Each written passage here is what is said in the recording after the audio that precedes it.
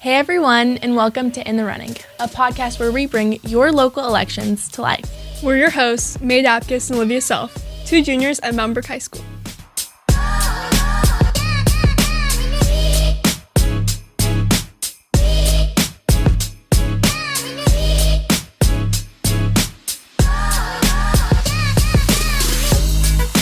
We started this podcast to help inform voters on who is running in their local elections and what those candidates do on a citywide scale. So, we're asking the real questions about their goals, values, and what they want to do for your communities across Alabama. This is In the Running. Hello and welcome to In the Running. We're your hosts, May Dapkus And Olivia Self, and today we're here with Mayor Graham Smith of Mountain Brook. Thank you for having me, ladies. Of course, thank you for coming. This is a treat. So, first we want to know a little bit about you, maybe about your hobbies, anything interesting you want the fans to know. Whoa, I just said fans. I didn't want to say fans. Because you do have fans. That's 100. Well, how about this? Fan number one. I am a major fangirl of the show. And here's why. I got to meet May probably, almost a year and a half ago when you were doing Youth Leadership Birmingham. Yes. And it was so impressive. And then I've met your mother and gotten to know you. And you've started something that is beyond impressive, that I think is so salient in this day and age and timely, but especially just the fact that you both love politics and interviewing people within our community and the county. So a little bit about me.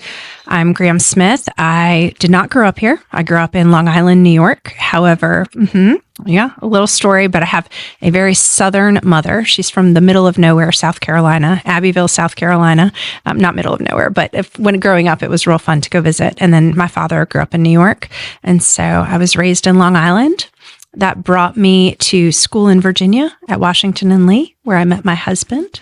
So we met there, and then we have lived all over since then. So we have lived in DC and Boston and Asheville, North Carolina, Jacksonville, Florida. So we're kind of mutts of the East Coast. And then went to Alabama for my business degree. Worked on the Hill in DC, and basically moved back to Mountain Brook. This could make me sound old with all these moves. Moved back 14 years ago. It's about 14 years now when we had our oldest son. He was 2 years old. And DC is hard. It's hard with little ones, especially when you have two working parents, which we both were.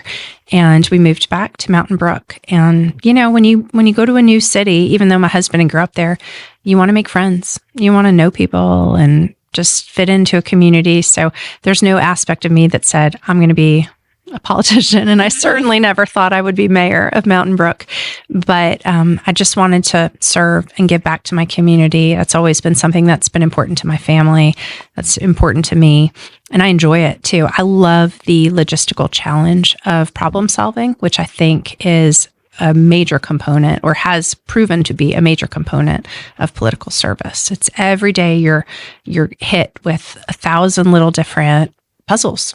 Basically, if you're a puzzler, politics is good for you. If you care about people and you like solving puzzles creatively, because there's a nuance between one. At times, if you're especially on the council, you can actually make a rule that can help someone, or you can help basically enforce a rule. It goes both ways, but you have a little bit of creativity in helping people solve their problem. But then you also have a little bit of just the ability to make people's lives better on a local level. Oh. What a great backstory. So wordy. Sorry, girls. Well, good. Okay, we want to know, how did your journey start when you were first getting into public service? It's probably started with an elementary school PTO. So again, my volunteerism led me to be the PTO president at my children's elementary school, which can sound, I guess, kind of fluffy, but let me tell you, you want to know people who can get stuff done. I'm not talking to myself, but you go to PTO women. Here's why.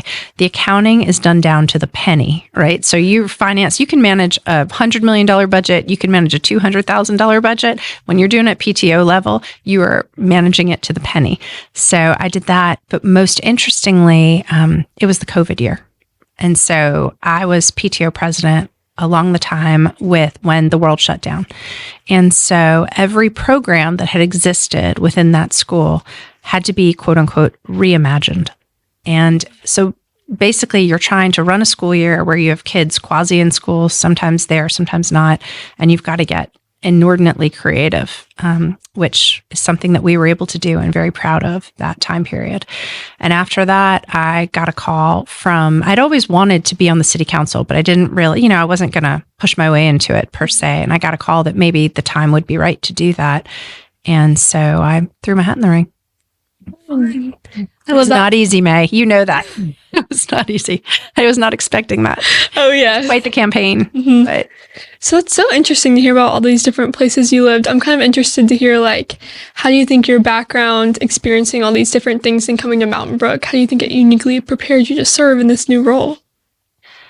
I want to hopefully make people feel comfortable in that I grew up in a town that had many similar aspects to Mountain Brook. We had an excellent public school. We had families that cared very much about their families in general, their children's education, the quality of the town. So we have that component. I think I have that going for me.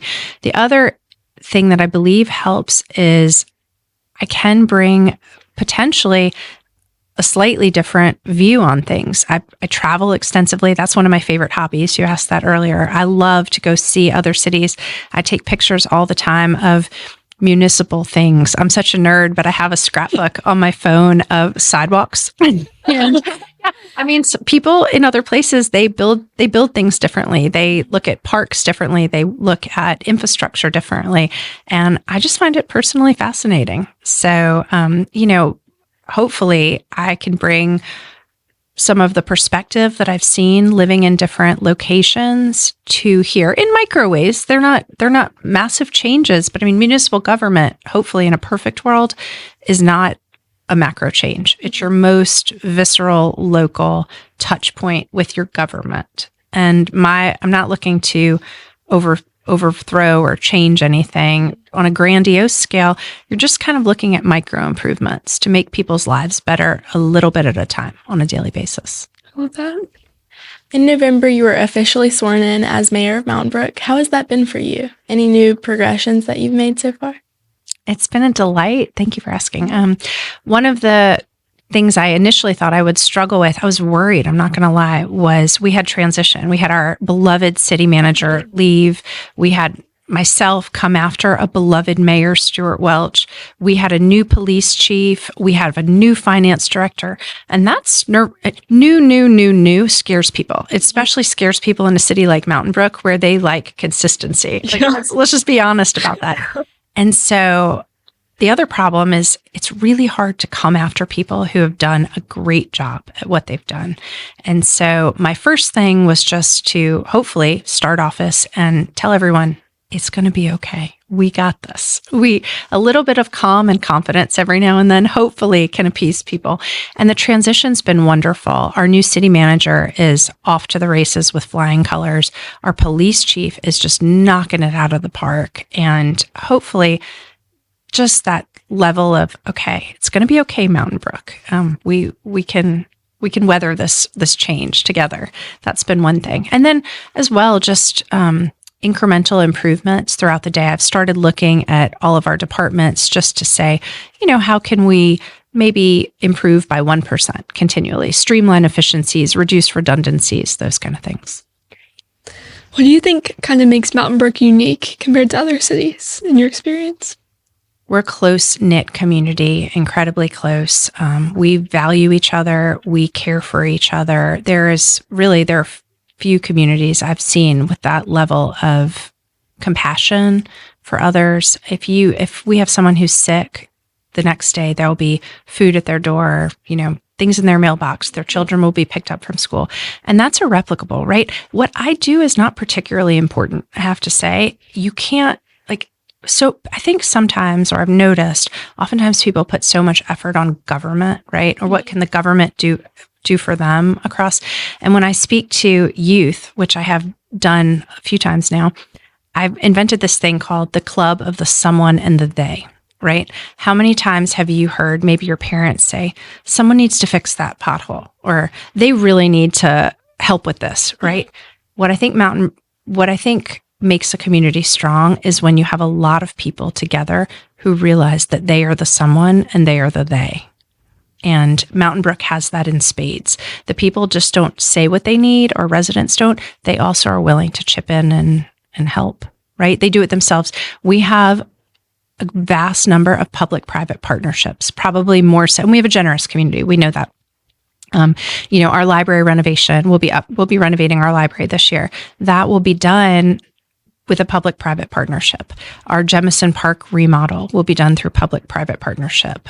Some of our park upgrades, facilities enhancements, we have this collaboration between government funding and our community in that, and in our athletic fields as well. So much of that has been done through community support. It makes us unique. Great. Okay, so before this interview started, you told us that there are 17 new mayors in Alabama.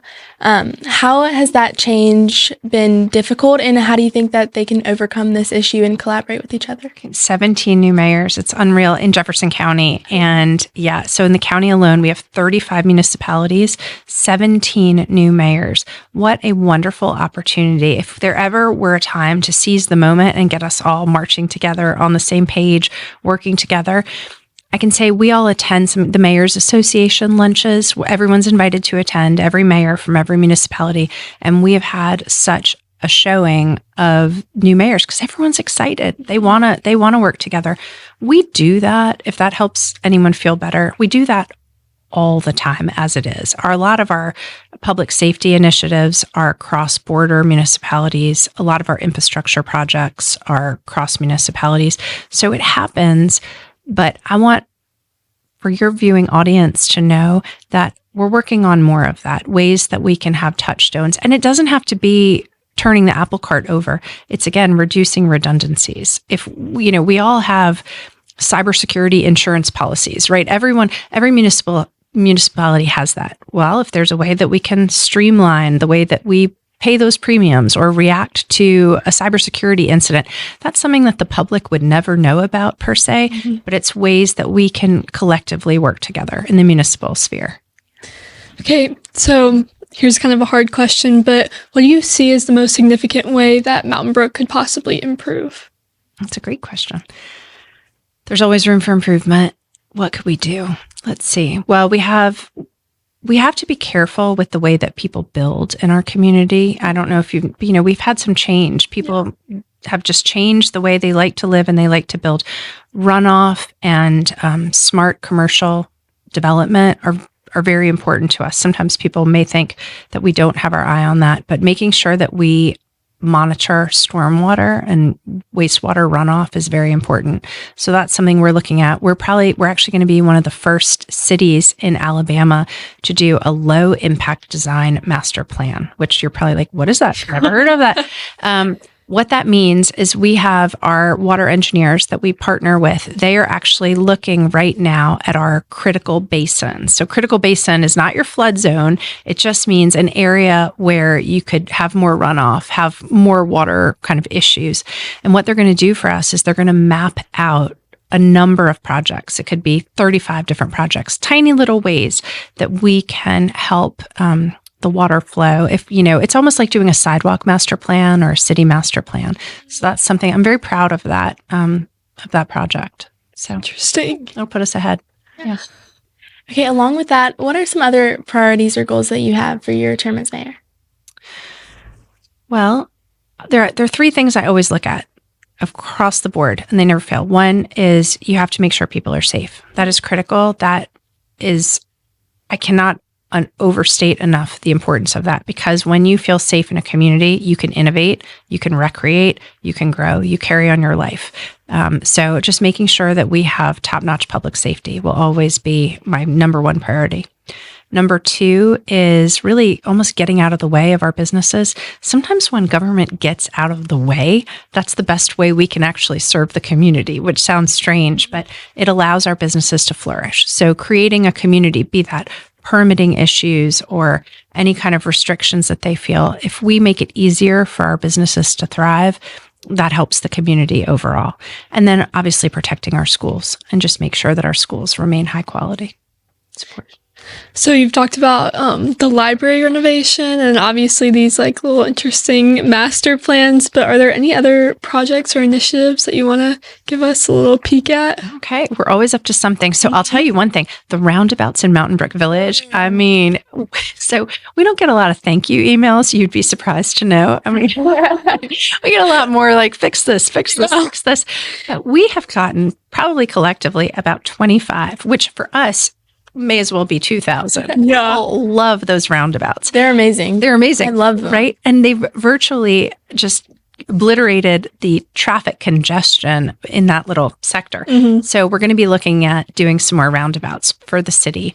We're building a huge sidewalk on Pine Ridge Road, and that's a major connective thoroughfare throughout our city. And that's a project that we got a grant to do. So that's 80% funding, state funding, and 20% city funding. So that'll be a wonderful connectivity project. Personally, I'm a lover of art. That's kind of a pet project for me. I would love to see some just, little kind of sculptural flourishes and just things that blend in, be it on our trail system, whatnot. And you may think, oh, that's silly, but it's a real driver of economic development. It brings in tourism. It brings in families from elsewhere. Having art in communities does more than just make a place pretty. I've been on a mural hunt in Birmingham. There's this beautiful mural in Birmingham near Brick and Tin, kind of downtown. And it's gorgeous. And then there's another one that's right next to this coffee shop that I go to study called Grounds. And it's right next to it. And it's one of these like famous art paintings, but it's like enlarged, of course, in the wall, and it's just absolutely gorgeous. And I could see that people would come to Birmingham to see this thing, and I really do think that could be a good driving force for more people to come. Yeah, I never thought of it like that, being economic driver. It's a driver. Yeah. Just continued enhancements. A woman of many different interests and talents. We just found out that she was actually a podcaster herself. Had a little dabble in that. Well, I was a journalism major in college, so I have a love of communication. Okay, this is our last question. It's a really fun question. Oh, yes. What's your favorite spot in Mountain Brook? That is so tricky. And, I didn't even research an answer. That's you're probably not supposed to say, what you're, as mayor, you're supposed to say everything. But I always think people who do that are lame. Don't rat me out. We want some good spots. You want just like a spot. Like, what's my favorite spot? Okay, hold on. Well, I'll tell you one thing. I do like having an office in City Hall. That's been really fun. I'll tell you some of my favorites. I love my little office at City Hall. I feel very comfortable there. I love the Irondale Furnace Trail. That's a very happy place for me. And I like to take my dog down there, and there's the little river area, and sometimes she'll tromp around in that. That's a special place for me. Always really anywhere in nature. And trying to think of some secret spots to tell you about. My favorite restaurant, love lunch at Daniel George on Monday. That's the prices are amazing. The food is unbelievable. Yeah, total secret. That's a great one. I've never even heard. I know. Yeah, it's a good one. Mountain Brook Village. French Door Antiques. They always have some fun stuff in there. I've got lots of favorites. I'm all over, but thank you for sharing. That's going to be our next. Yeah, these are my little haunts. Oh, yeah. I could go on and on. Okay, well, thank you so much for joining us. This has been an absolute pleasure. You're delightful. Thank you. It has, yes. Thank you. Effortless.